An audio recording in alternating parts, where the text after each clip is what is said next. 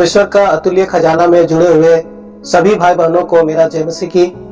और प्यारों, हम लोग इन दिनों में बहुत ही सुंदर बाइबल के ऊपर में अध्ययन कर रहे हैं। और हमने पिछला वीडियो में बताए थे कि पुराना नियम 5 भागों में बांटा गया है, और उसमें से हम लोगों ने एक भाग को देखे हैं जो उत्पत्ति से लेकर के व्यवस्था विवरण तक जो 5 किताबें हैं, जिसका लेखक मूसा है और लिखने का जो तारीख है वह 1450 से 1410 ईस्वी पूर्व।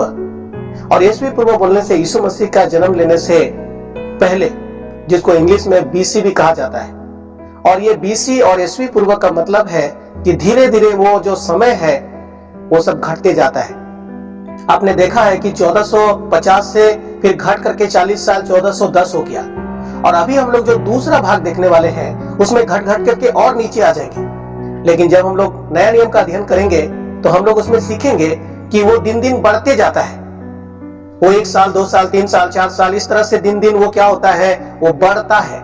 लेकिन पुराना नियम बीसी मतलब धीरे धीरे घटता है, जिसको ईस्वी पूर्व या बीसी कहा जाता है। प्यारो, जब इसका अध्ययन आप करेंगे, हो सकता है बहुत सारे लोग नए हैं और सोचते हैं कि मैं बाइबल बहुत अच्छा से जानते हैं, इसलिए मुझे अध्ययन करने का जरूरत नहीं है। लेकिन प्यारो, अगर आप चाहते हैं कि दूसरों को भी भेज दें जो बाइबल को अध्ययन कर सके, तो आप जरूर भेज दीजिए। और आप भी चाहते हैं कि मुझे अच्छा से उसको पढ़ना चाहिए, तो आप जरूर पढ़िए और अध्ययन कीजिए। जैसे मैंने बताया था कि पुराना नियम 5 भागों में बांटा गया है। 5 भागों में से हम लोगों ने एक भाग को देख लिए हैं, और आज हम लोग दूसरा भाग का अध्ययन करने जा रहे हैं। भाग 2 में या दूसरा भाग में 12 किताबें हैं, और इन 12 किताबों के ऊपर में हम लोग क्या देखने वाले हैं।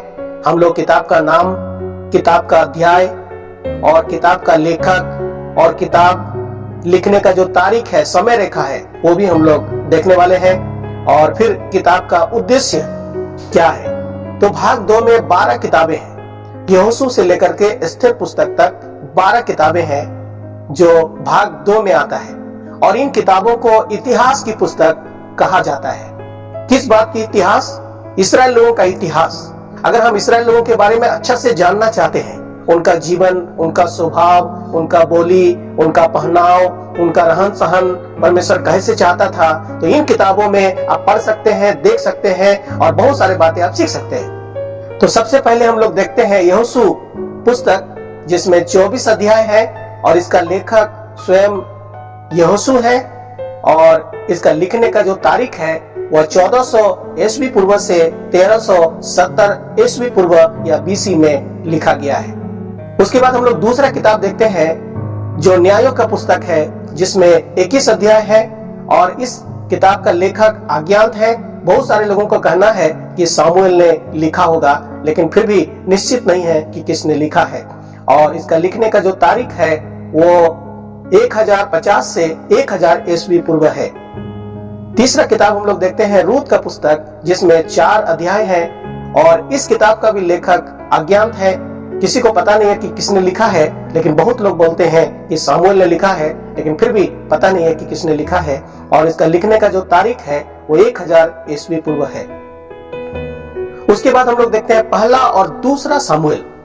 प्यारो, ये पहला और दूसरा सामुएल करके हम लोग बाइबल में पढ़ते हैं, पहला सामुएल दूसरा सामुएल। लेकिन ये पहला और दूसरा नहीं है, एक ही को है, जिसको 2 भागों में रखा गया है। पहला सामुएल में हम लोग 21 अध्याय को देखते हैं, और दूसरा सामुएल में 24 अध्याय को देखते हैं। हालांकि पहला सामुएल का लेखक सामुएल ही है, लेकिन हम लोग पहला सामुएल 25 अध्याय में जाते हुए देखते हैं कि सामुएल मर जाता है।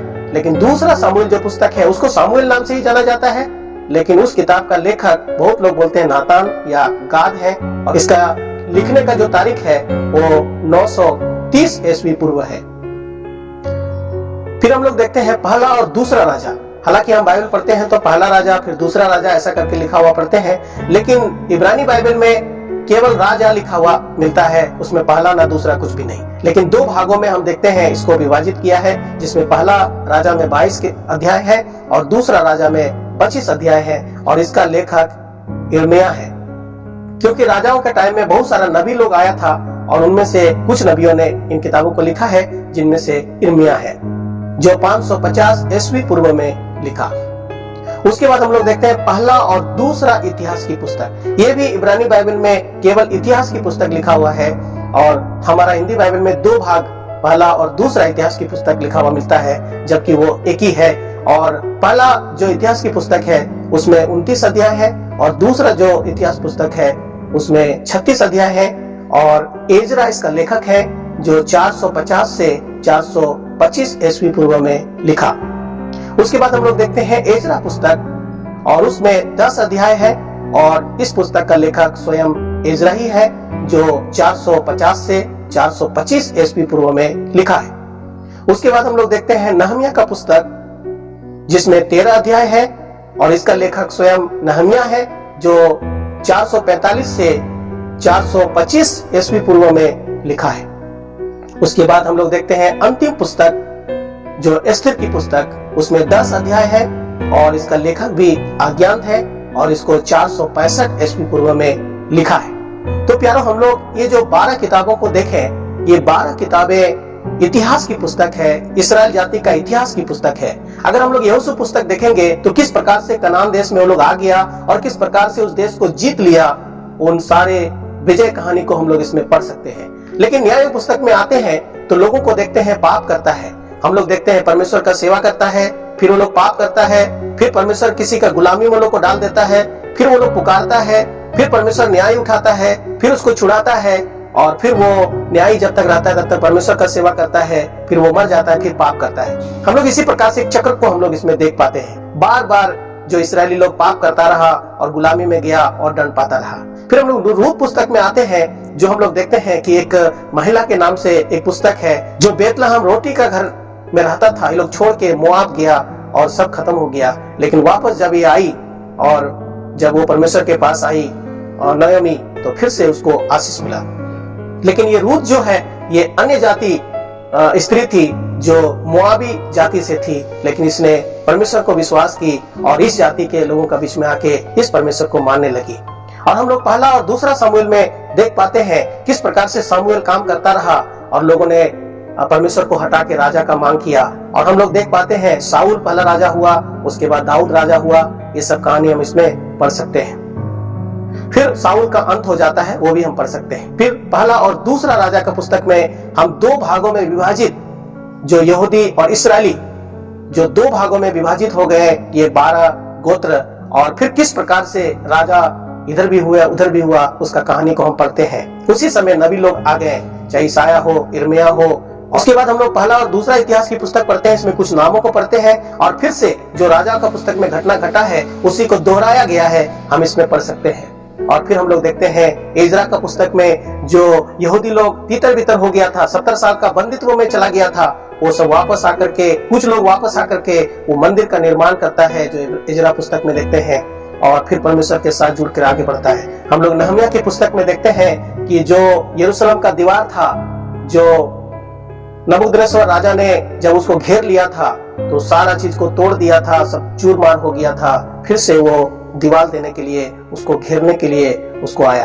और हम एस्तेर का पुस्तक में देखते हैं जो एस्तेर एक यहूदी जाति से थी, लेकिन उसने अन्य जाति से शादी की ताकि अपने जाति को बचा सके। और हम रूत की पुस्तक में देखते हैं जो अन्य जाति थी, जो यहूदी जाति से शादी की, और ये यीशु मसीह के वंशावली मत्ती में भी हम देख सकते हैं। ये जो 12 किताबें अध्ययन किए, जिसमें से 2 किताबें जो स्त्री के नाम से लिखा हुआ है। प्यारो, कितना रोचक कहानी हम लोग इसमें पढ़ते हैं। प्यारो, अगर हम चाहते हैं कि अच्छा से पढ़े, अच्छा से जाने, प्यारो बहुत सारे बातें हम जान सकेंगे, सीख सकेंगे। परमेश्वर हम लोग को सहायता करे। भाग 3 बहुत जल्दी आएगा, आप जरूर देखिएगा और दूसरों को भी भेजिएगा। और ये ऑडियो में इसलिए आ रहा है क्योंकि मुझे पढ़ पढ़ के अध्ययन करना पड़ता है, सामने खड़ा होकर के सब बातें नहीं बता पाऊंगा, इसीलिए तो आप लोग इसको नजरअंदाज मत कीजिएगा, जरूर पढ़िए, दूसरों को भी भेजिए ताकि वो भी पढ़ सके, जान सके। तीसरा भाग बहुत जल्दी आ रहा है, बहुत ही रोचक है, आप जरूर देखिएगा। सुनने के लिए आप सबको बहुत बहुत धन्यवाद। परमेश्वर मुझे, आपको और सबको आशीष दे और खुद अध्ययन कीजिएगा। और कुछ नया बात आप सीख रहे हैं, आप कमेंट में बताइएगा।